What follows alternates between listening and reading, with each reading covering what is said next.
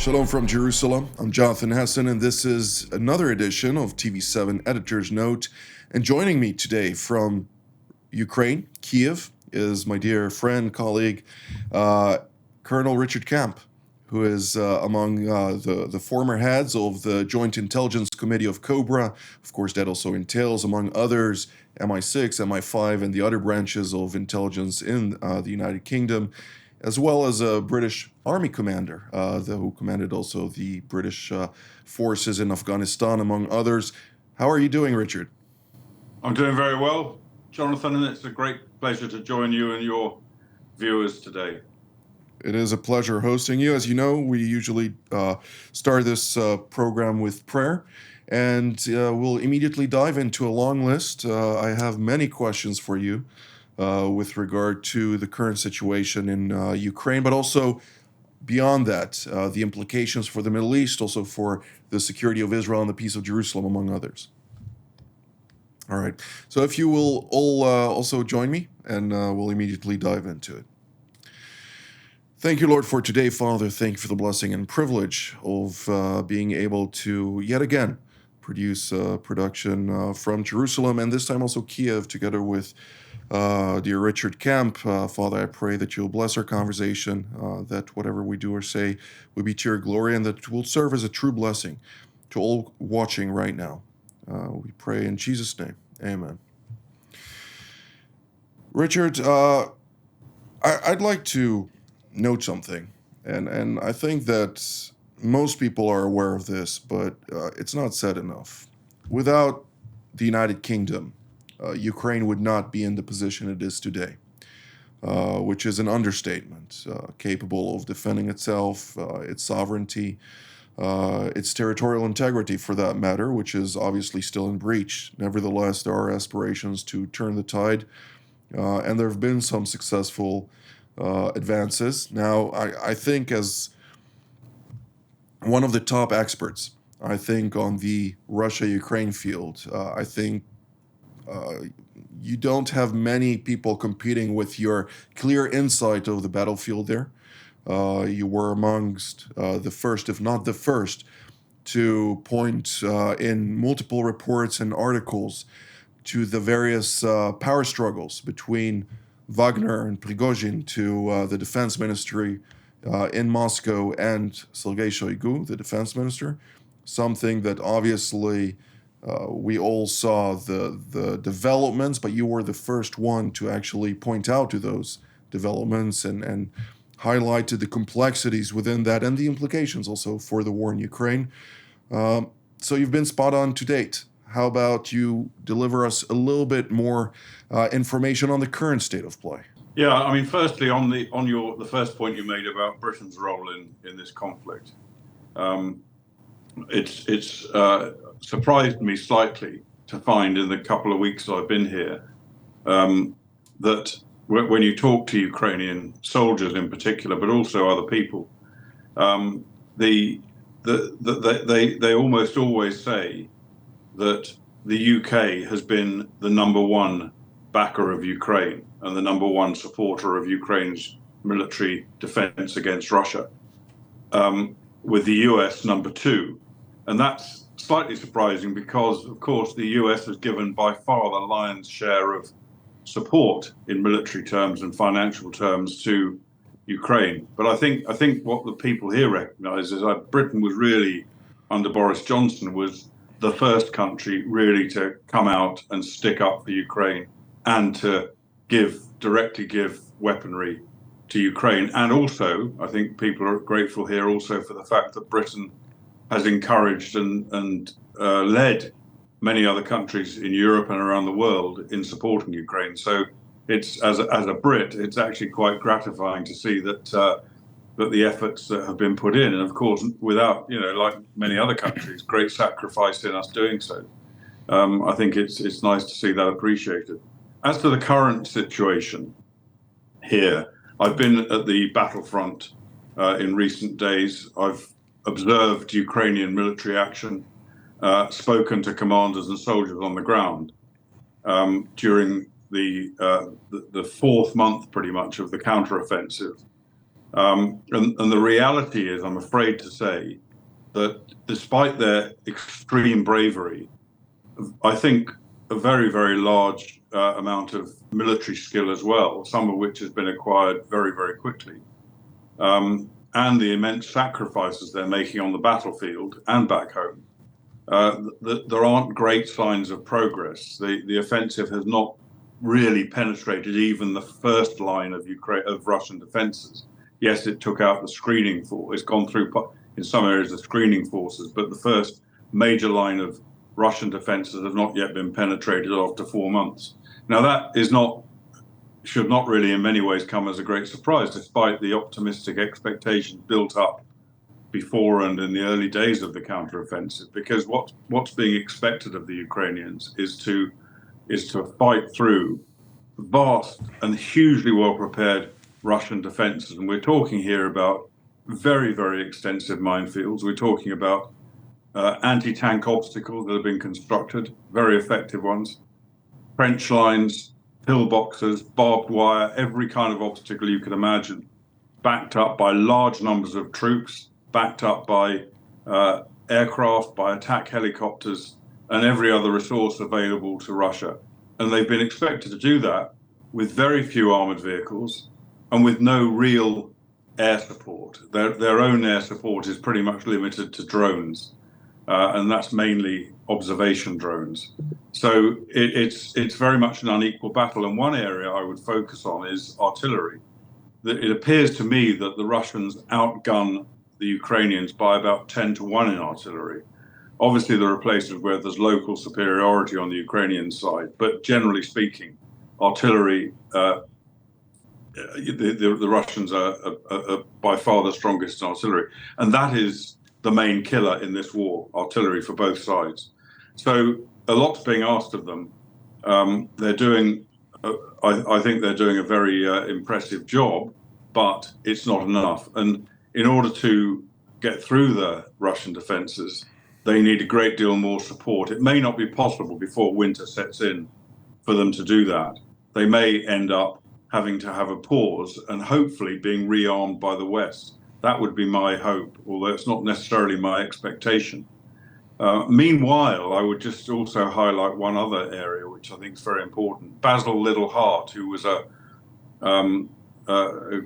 very well-known British military theorist, often spoke about the indirect approach. Now, the indirect approach here is not, which means basically not confronting an enemy head-on, but going around him, behind him, etc. That's very difficult to achieve with a continuous line of Russian defenses across the whole front.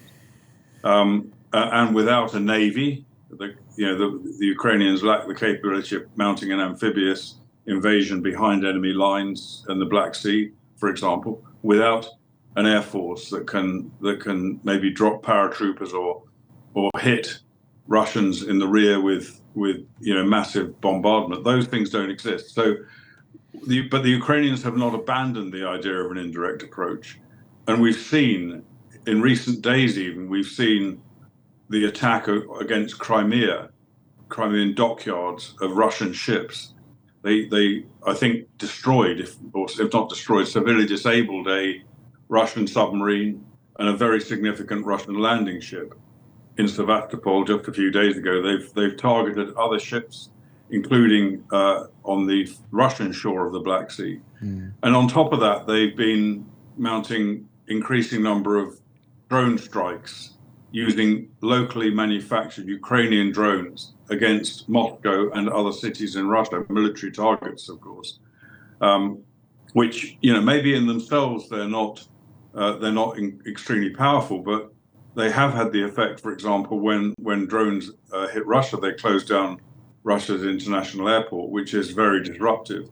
And the real effect of this, I think, is to take the war to the Russian people, who have been largely unaffected by it so far, except, of course, for those who have been conscripted mainly from the peripheries of Russia, and the economic harm that's been suffered. But they haven't really, in the same way as Ukraine have, they haven't suffered the sort of direct effect of the war, but they're now beginning to. Unfortunately, Ukraine lacks very many of these drones. They have some, but they need more.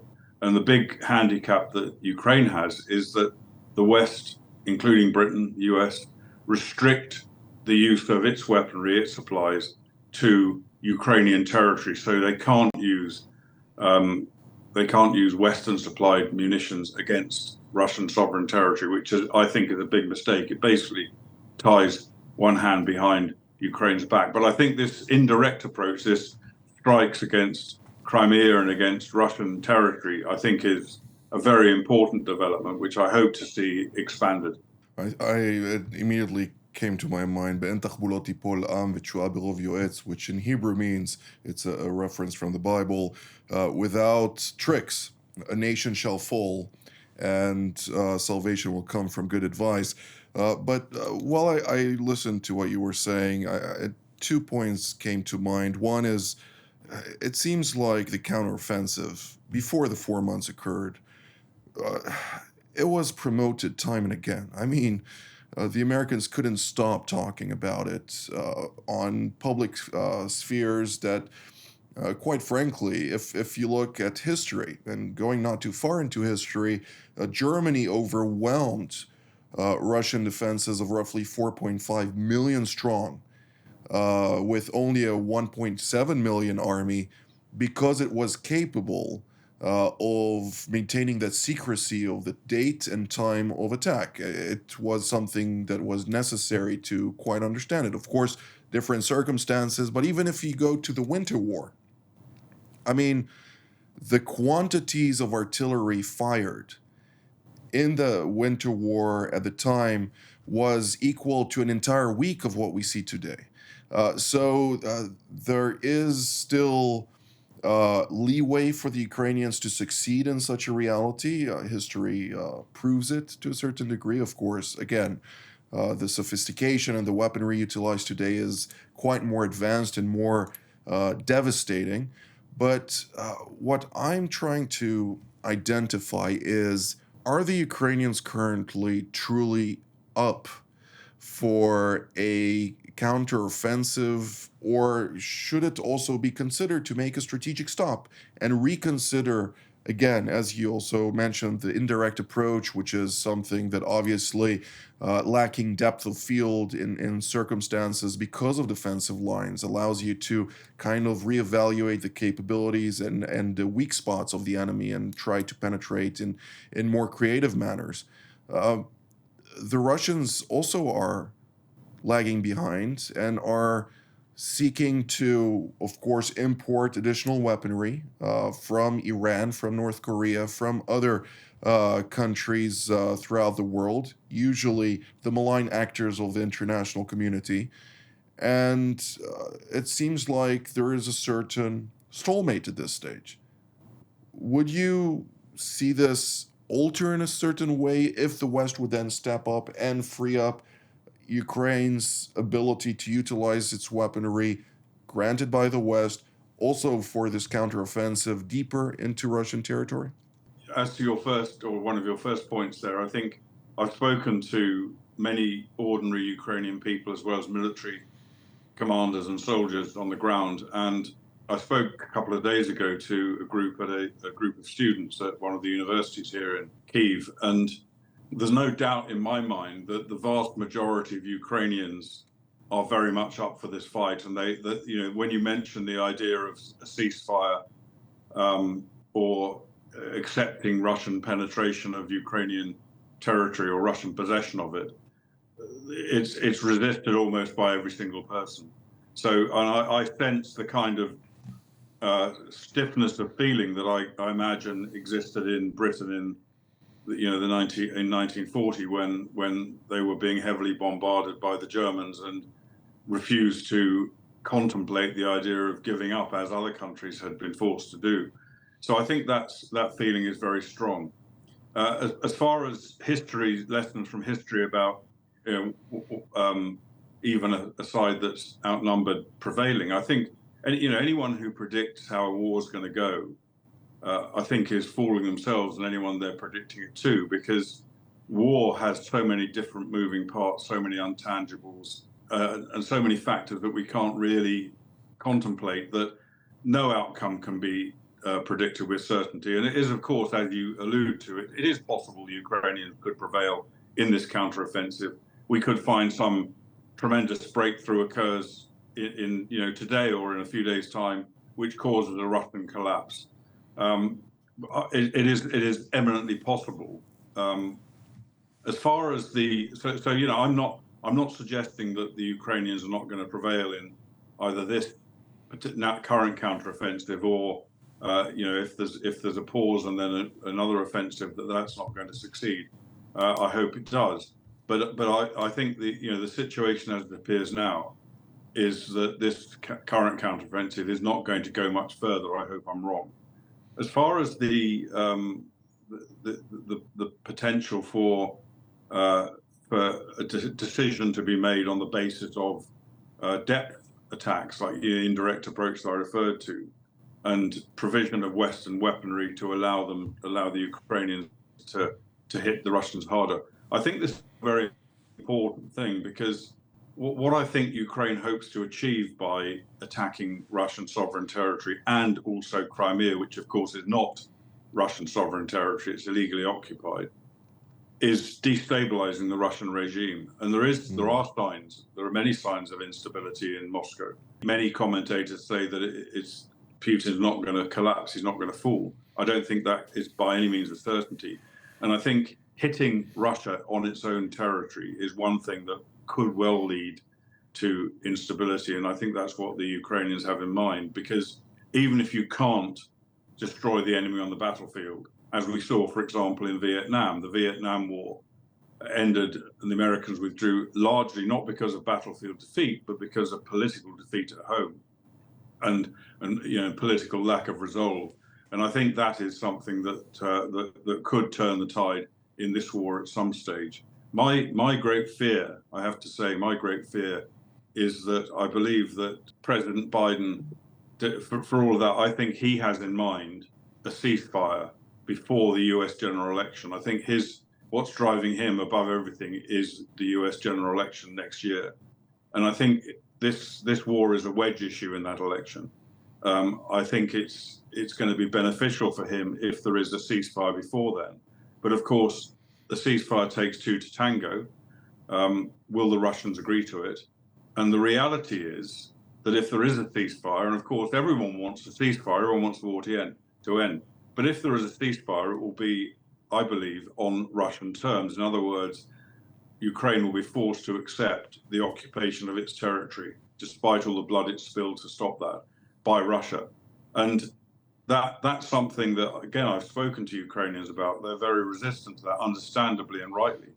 But, of course, they are also extremely heavily dependent upon Western support, particularly US military support.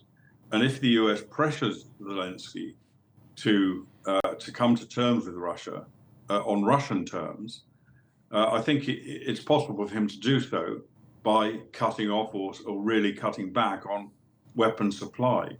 Now, I think that's very much on the cards. We've heard comments by Secretary of State Blinken pointing in that direction during his visit to Kiev just a few days ago. It would be catastrophic. It would be catastrophic not just for Ukraine, because it would amount to a defeat for Ukraine, but it would also be catastrophic for NATO, because NATO would be proven to have been a paper tiger. It would be a defeat for NATO as much as it would be a defeat for Ukraine. Well, I had 2 points that come up.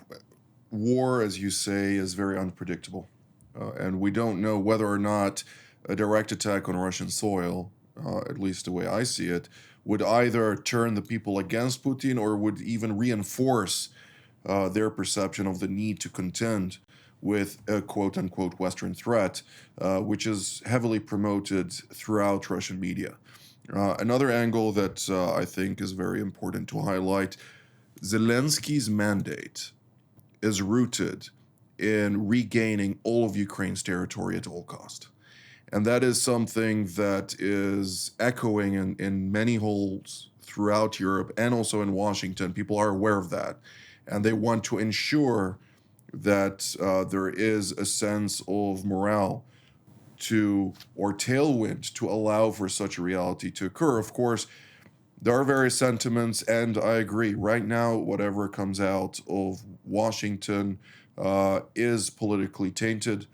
because the general elections are coming up, and ultimately it's going to be a bitter battle between two sides, which the Ukraine war is a factor, but it's not the main factor. Obviously, domestic politics is a lot more in the forefront of any American elections, and we should keep watching very closely what's happening there. And I don't think only there, also in Poland, we have elections just coming up. They're just around the corner.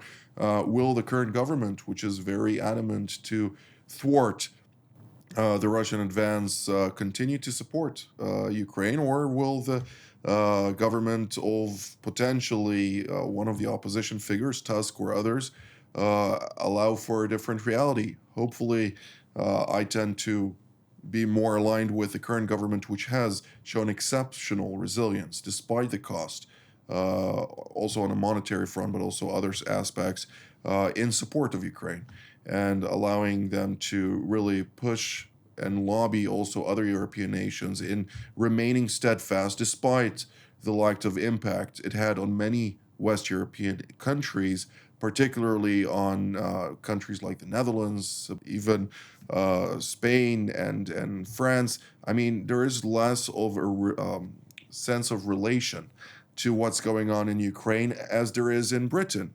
Britain, as you noted, is considered to be the number one in Ukraine in support of their mission to regain their territorial integrity. But at the same time, it is important to know that Russia and the UK have already been at war, a shadow war of sorts, between, of course, the two countries before this war even broke out. So we saw, of course, the public knowledge is predominantly focused on the poisonings that occurred to Russian agents on British soil, which is a big no-no in any sense. But what can you tell us of the if we continue further, the developing sentiments that right now we're seeing in a deepening collaboration between Russia and the Islamic Republic of Iran? Is there a sense in Western Europe that this should be contended with as well, considering the fact that just later in October, mid-October, a lot of the sunsets related to the exports of weaponry, including missiles, ballistic missiles, and related technologies, will expire, leaving Iran to basically sell Russia whatever arsenals it may have at its disposal? Yeah, it's a really important point, and as your viewers will be well aware, I'm sure, Iran has been one of the main suppliers of military equipment to the Russians, and that's predominantly taken the form of Shahed drones, which thousands of which have been provided by Iran to Russia. And even today, Iran has helped Russia to establish a drone manufacturing factory, Shahed drone manufacturing factory, on Russian soil to increase the numbers that can be produced to meet Russia's demand for it. Now, these weapons, we should not forget, these are not battlefield weapons. These are long-range drones. They're not intended and very rarely used to attack soldiers on the battlefield. Their primary purpose is to hit Ukrainian civilian populations. The night I arrived in Kiev a couple of weeks ago, Kiev was subjected to an attack of 33 Shahed drones. Fortunately, most of them were knocked out of the sky by Ukrainian air defenses. But nevertheless, those drones have killed people in large numbers in cities in Ukraine. And they continue to supply them. The West seems to me to be relatively quiet on this. Now, the drones, it is illegal for those drones to be supplied to Russia by Iran under the UN Security Council resolution that supported the P5+1 nuclear deal with Iran, which was basically the Obama deal, which Trump wisely abandoned. But nevertheless, those terms remain.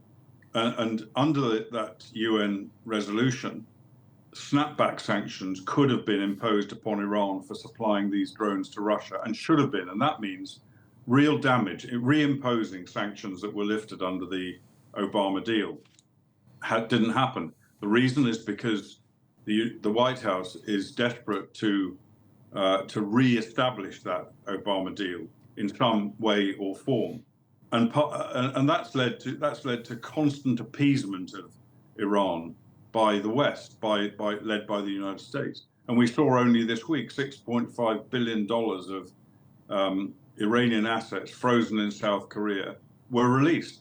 In June, July, $10 billion were released. Some people think that a total of $50 billion of Iranian frozen assets will be released in coming weeks and months. And of course, you know, that effectively rewards Iran for aiding and abetting Russian war crimes, which is exactly what it is. And so I fear that the West does not have the resolve to stick up and take the action that it could easily take to at least deter and possibly even prevent Iran from continuing to supply these drones. The same is true, as you mentioned, of North Korea. North Korea, President Putin and Kim met in Russia just a few days ago, and undoubtedly discussing the potential supply of weapons to Russia from North Korea. North Korea has vast stocks of weapons, and it could easily supply them to Russia, and had already been doing so to a limited extent for at least a year. The problem with it is not just the weapons coming into Russia to attack Ukraine, but it's a two-way process. Russia, what North Korea wants resources, it wants food, it wants oil, it wants money, and it also wants assistance to its nuclear program. And Russia has the capability of doing that. Absolutely. The same with Iran. Exactly the same with Iran. Iran also could potentially benefit in its nuclear program from Russian assistance. It could benefit from other things as well, including Russian combat aircraft, which I understand have already been dispatched as part return for this drone supply. At least the training thereof, obviously. Other Russian weapons and technology which could flow into Iran. Well, unfortunately, Richard, we ran out of time, so we have to conclude our discussion here. Very interesting. Take care of yourself, and we will revert soon again to yet another edition that will invite you, as we always do. So until not too long, thank you so very much, Colonel Richard Kemp. Thank you. My great pleasure, Jonathan. And I'd like to thank all of you at home as well. Until next time, from here in Jerusalem, Shalom.